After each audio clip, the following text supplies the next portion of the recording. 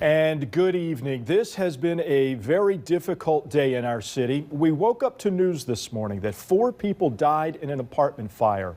A lot of residents at the Woodlands complex managed to escape. Some even helped people who were trapped inside. One man saved his own life by jumping off a balcony. But as you can imagine, it was a scramble. They said a lot of people got out the back door, so we don't know. And then we had to catch some kids from the 3rd floor. Very difficult indeed. Here's 13 ABC's Bridget Burnett. She has more on what firefighters have discovered since that fire broke out this morning. Bridget?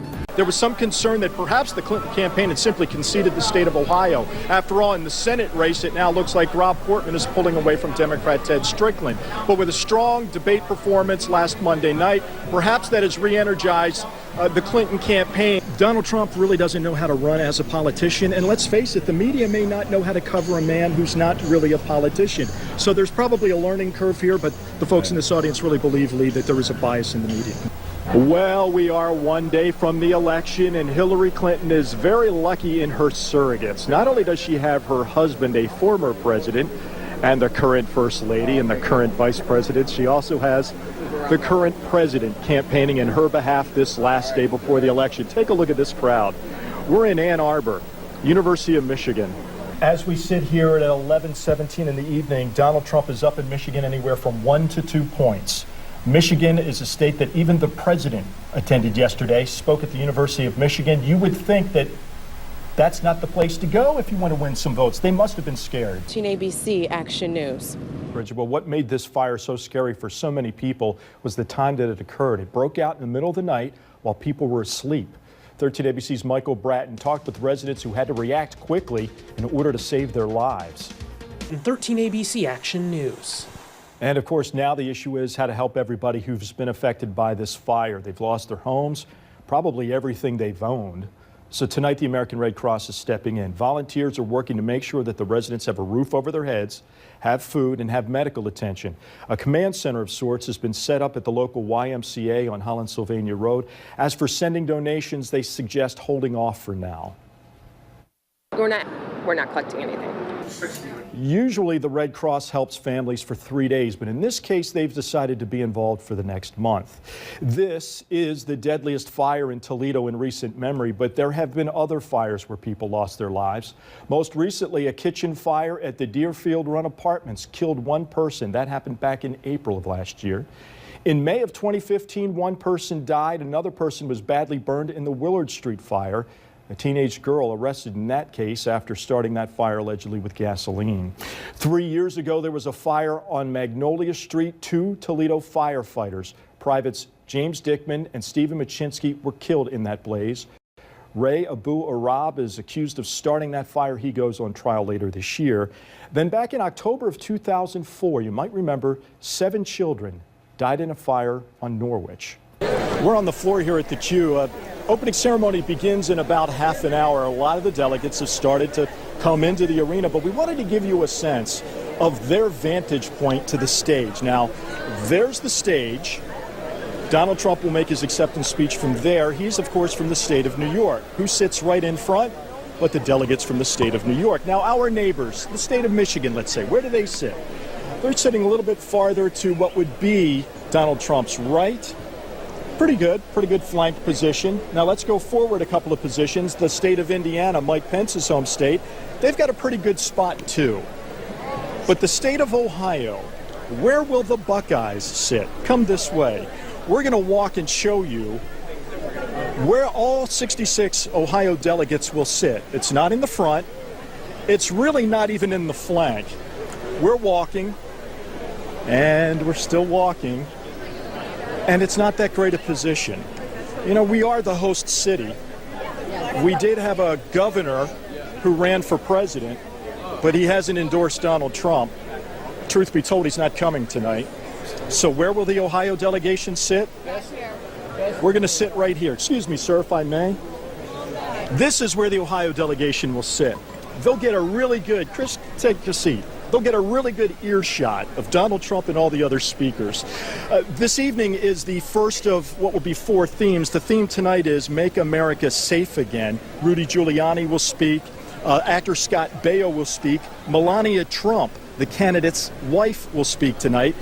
And then Senator Tom Cotton from Arkansas. We ran into him this morning, asked what he'll say on that stage. Here's what he told us. I'm going to be talking about our troops and how they serve us and how we need to do a better job of serving them. What do you think of the Trump-Pence ticket? Oh, watch out, guys. Guys, okay? What do you think of the Trump-Pence ticket? I think that the Trump-Pence ticket, like the Republican Party, is going to speak to the real practical concerns of Americans, whether it's getting our economy growing or keeping us safe at home and abroad, and that we're going to win at every level this year. Okay, so we're close, but we're off to the side. Ohio's an important battleground state, and it is the host state, but it did not vote for Donald Trump. The states that voted for Donald Trump have slightly better positions. There are some no-shows. The President's Bush will not be here. John McCain, Mitt Romney, Bob Dole will not be here. Bob Dole's 92 and not in great health. This is really amazing. Hundreds and hundreds of tires pulled out of vacant lots from all over this city. Tires illegally dumped by residents, now being picked up at taxpayers' expense and deposited in trash bins. Can you afford the extra $100 a year it might cost you, though? An extra $100 a year for fixing roads? If I hit a pothole and the city doesn't cover it, it's going to cost me more than $100. I don't think that's a good idea. Why not? The roads are a mess in this city. If they increase this income tax, that's $100 less you can spend for groceries. My husband would definitely enjoy that. If spending less on Spending food? less on food and fix the roads because we've had a lot of flat tires. I'd probably vote against it. The city needs to attract business. If you have roads that are a mess, though, you're not going to attract business. That's true. I mean, and then people, I've blown tires before driving down the street, hitting potholes. Thanks, Ben. In tonight's Crime and Safety Alert, Toledo police searching for the gunman who shot a woman this morning. That shooting happened on Marion Court in South Toledo about 10 o'clock. By the time police arrived at the scene, both the victim and the suspect were gone. The woman's in the hospital, but we don't know how she's doing at this hour, and police do not have any leads. Officers also looking for the person who robbed a Church's Chicken restaurant on South Avenue last night. Police say a man with a gun went in, grabbed some cash from the register, then took off. If you can help police in this case, call Crime Stopper at 419-255-1111. Still to come tonight, 5 days out from Inauguration Day. We'll tell you what the president-elect said on Twitter in the wake of recent criticisms. And the three rings will soon be empty at the Ringling Brothers Circus. In your money tonight, the Powerball jackpot will continue to grow because nobody picked all the numbers last night. So Wednesday's Powerball drawing, now an estimated $135 million. You can see that drawing right here on Action News at 11 o'clock Wednesday night. And the Mega Millions jackpot now up to $150 million. That drawing will air live Tuesday at 11. Of course, 13 ABC, your official lottery station. Well, we're 5 days from Donald Trump's inauguration, and the president-elect was quiet today. Yesterday, he criticized Georgia Congressman and civil rights leader John Lewis. Today, members of his team appeared on the Sunday chat shows. Trump did tweet late in the afternoon saying the media should apologize for reporting on a document containing unverified personal and financial information. We will, of course, continue to provide comprehensive team coverage of Inauguration Day. 13 ABC's Washington Bureau will have reports from Capitol Hill throughout this week and after Friday's historic event. After 146 years, Ringling Brothers and Barnum and Bailey Circus will drop the curtain for good. No more clowns, no more animal acts, no more acrobats.